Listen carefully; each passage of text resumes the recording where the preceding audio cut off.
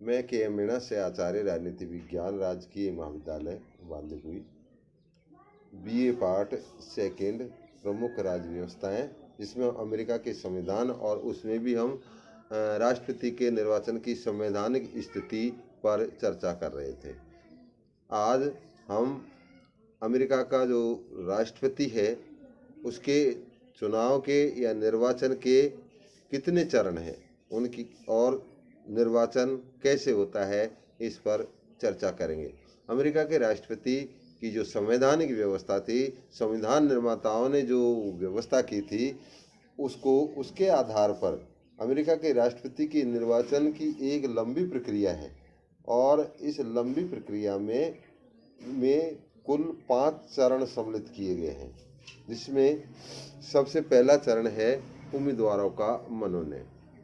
America में द्विदलीय शासन प्रणाली है, जिसमें रिपब्लिक और डेमोक्रेटिक 2 राजनीतिक पार्टियां हैं और दोनों ही दल राष्ट्रपति पद के लिए उम्मीदवार का मनोनयन करती हैं।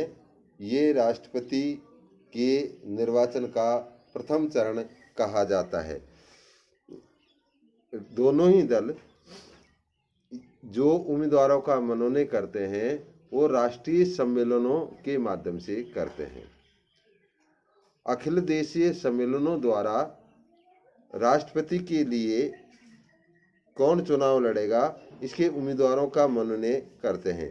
इन अखिल देशीय समितियों या सम्मेलनों की एक केंद्रीय समिति भी होती है जो सम्मेलन बुलाने के लिए समय और स्थान तय करती है। एक निश्चित समय में इस दोनों ही दलों के जो सदस्य होते हैं वो उपस्थित होते हैं। इनकी संख्या 1500 से लेकर 3000 तक हो सकती है और ये जुलाई और अगस्त में एक बड़े हॉल में अखिल देशीय सम्मेलन होता है।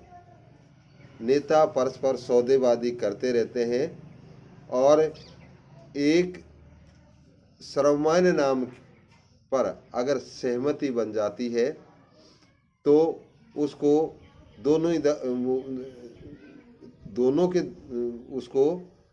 दलों द्वारा इसी प्रक्रिया के द्वारा अपने उम्मीदवारों का चयन कर लिया जाता है। तो सम्मेलनों का बहुमत के आधार पर राष्ट्रपति के उम्मीदवार का मनोनयन रिपब्लिक और डेमोक्रेटिक दोनों ही पार्टियां अपने अपने उम्मीदवारों का मनोनयन करती हैं। इसके बाद में दूसरा जो राष्ट्रपति के चुनाव का चरण है वो है चुनाव अभियान। जब राष्ट्रपति तय हो जाता है कि रिपब्लिकन दल की तरफ से अमुक व्यक्ति राष्ट्रपति का चुनाव लड़ेगा और डेमोक्रेटिक दल से अमुक व्यक्ति राष्ट्रपति का चुनाव लड़ेगा, इस स्थिति में चुनाव अभियान प्रसार तेज किया जाता है। एक राष्ट्रीय चुनाव समिति का गठन किया जाता है जिसमें कोषाध्यक्ष की नियुक्ति की जाती है और उसका एक प्रधान होता है जो चुनाव प्रचार की संपूर्ण रूपरेखा का निर्धारण वो करता है। कैसे चुनाव करना है, किसके माध्यम से चुनाव करना है, चुनाव का साहित्य कैसा होगा, चुनाव में किस साधन का प्रयोग किया जाएगा और इसमें रेडियो, टेलीविज़न, साहित्य, समाचार पत्र आदि की महत्वपूर्ण भूमिका होती है। तो इस प्रकार तीव्र चुनाव अभियान दोनों ही दलों के द्वारा किया जाता है। इसके बाद में जो तीसरा चरण है अमेरिका के राष्ट्रपति के निर्वाचन का वो है निर्वाचक मंडल का चुनाव या निर्वाचक मंडल का गठन। निर्वाचक मंडल का गठन प्रत्यक्ष रूप में वयस्क मताधिकार के आधार पर सीधा जनता के द्वारा किया जाता है। ये चुनाव नवंबर माह में होता है और जनता प्रत्यक्ष रूप में अपना मत का प्रयोग करती है। जनता किसी व्यक्ति विशेष को अपना मत नहीं देती है, अपितु दोनों ही दल अपनी अपनी सूची का प्रकाशन कर देते हैं और रिपब्लिक और डेमोक्रेटिक दोनों ही दल की सूची के पक्ष में अपना मत का प्रयोग करते हैं। इस प्रकार सूची प्रणाली के आधार पर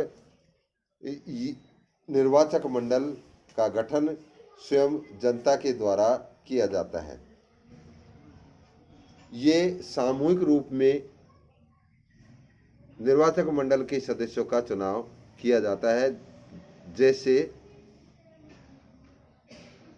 न्यूयॉर्क राज्य है और न्यूयॉर्क राज्य से 43 उम्मीदवार निर्वाचक मंडल के लिए चुनने हैं, तो मतदाता रिपब्लिक और डेमोक्रेटिक दोनों की सूची में अपना मत देता है। अगर बहुमत जिस राजनीतिक दल को मिल जाता है, उस दल विशेष से सभी 43 जो उम्मीदवार हैं निर्वाचक मंडल के, वो उस दल विशेष से चुन लिए जाते हैं। तो इस प्रकार सूची प्रणाली के आधार पर निर्वाचक मंडल का गठन जनता के द्वारा प्रत्यक्ष रूप में वयस्क मताधिकार के आधार पर किया जाता है। इसके बाद में जो राष्ट्रपति का चुनाव का चौथा चरण है, वो है निर्वाचक मंडल के द्वारा राष्ट्रपति का चुनाव। जब निर्वाचक मंडल का गठन हो जाता है तो अगला चरण शुरू होता है कि ये निर्वाचक मंडल के जो सदस्य हैं वो राष्ट्रपति का चुनाव करते हैं। एक निश्चित समय में अपने अपने राज्यों की राजधानियों में पहुंचते हैं और मतदान करते हैं।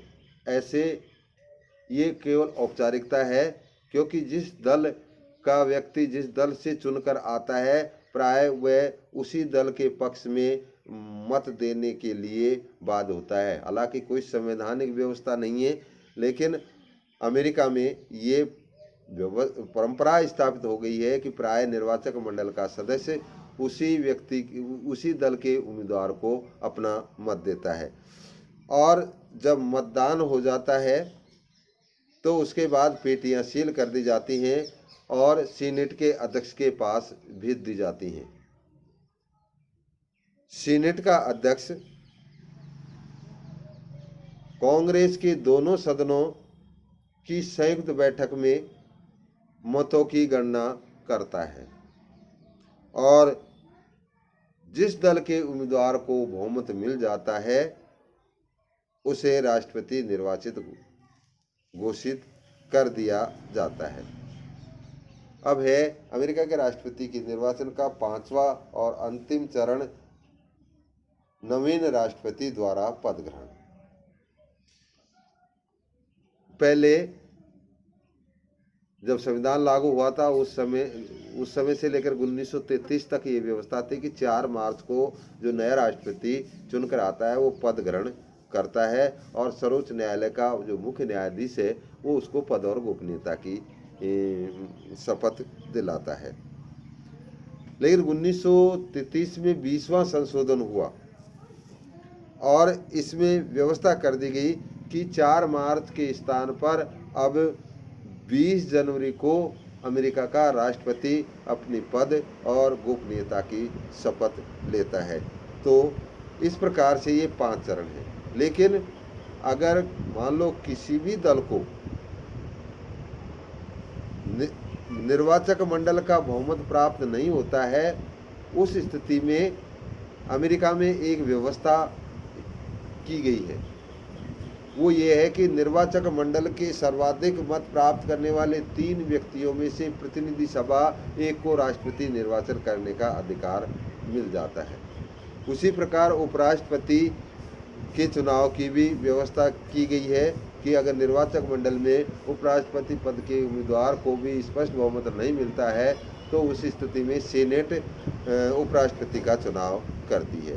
तो इस प्रकार अमेरिका का संविधान में राष्ट्रपति के निर्वाचन के ये 5 चरण संपूर्ण निर्वाचन प्रक्रिया को, एक तो इसका संवैधानिक पक्ष था जो संवैधानिक निर्माताओं ने जिसकी व्यवस्था की, उसके बाद में इसमें 2-3 संशोधन किए गए और उसके बाद में जो राष्ट्रपति के निर्वाचन के जो 5 चरण हैं उनकी हमने व्याख्या की है। धन्यवाद।